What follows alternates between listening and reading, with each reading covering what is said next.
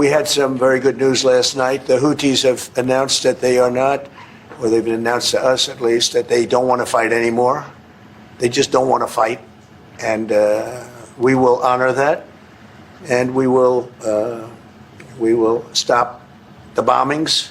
And they have capitulated.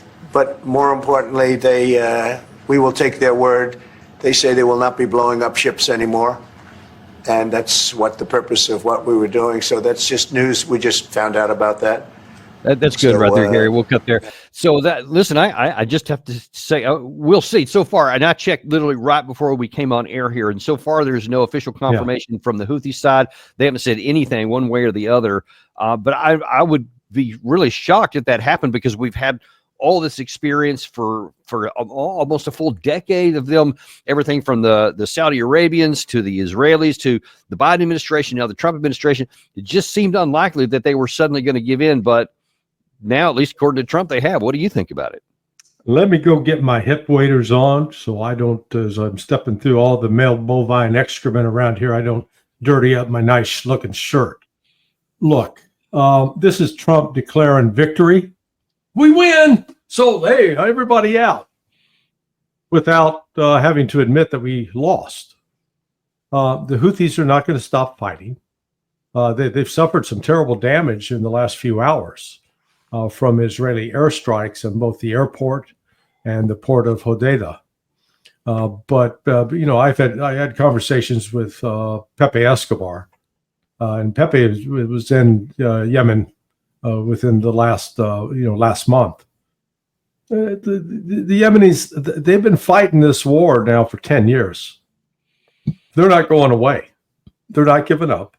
And in fact, I saw on the Cradle, one of the Telegram channels, senior Yemeni Houthi official, just to reiterate, we're never going to back down until the people of Palestine are safe from the genocide of the Zionists. Well, and see, that was the first thing that occurred to me, because they have been so emphatic that they've been willing to suffer a lot of losses in the help of the Palestinian people, and coming right on the heels of Israel announcing that they're going to go back into the Gaza Strip in a full-on offensive. It just seemed like an odd time for them to capitulate. Yeah, no, and it is. This isn't the first time that Donald Trump has said something that is completely untrue and divorced from reality in the Oval Office. So, the notion that they called up last night and said, "Oh yeah, stop it. We can't stand it anymore." I'm sorry. I think that this is ginning up an excuse to pull out our aircraft carrier to task force from the Persian Gulf or from the Red Sea, without having to admit that the reason we're pulling out is because we can't sustain our presence there anymore. Well, is there any chance at all that the Houthis said, okay, well, we just fired this missile at Ben Gurion Airport and Israel promised a withering attack, so I'm going to call Trump and try to get him to call off the dogs, so before they retaliate, we'll say we're going to quit fighting for a while? Is there any chance of that? No, because the call to Trump supposedly took place hours before the Israeli strike on the airport. So the timing. Right, well, yeah, that's what I was wondering, because I was going to say, from when that call allegedly came in, there was an Israeli attack after that. And I was just wondering if the possibility that might have been an attempt to get the Israelis to call off, which, if it was, it certainly didn't succeed. Yeah, in fact, this a member of the Supreme Political Council in Yemen, his name is Mohammed al-Bukhaidi, and he said, quote, "We tell the Americans, the British, the Zionists that our military operations in support of Gaza will continue no matter the sacrifices." And when was that? Just a few hours ago.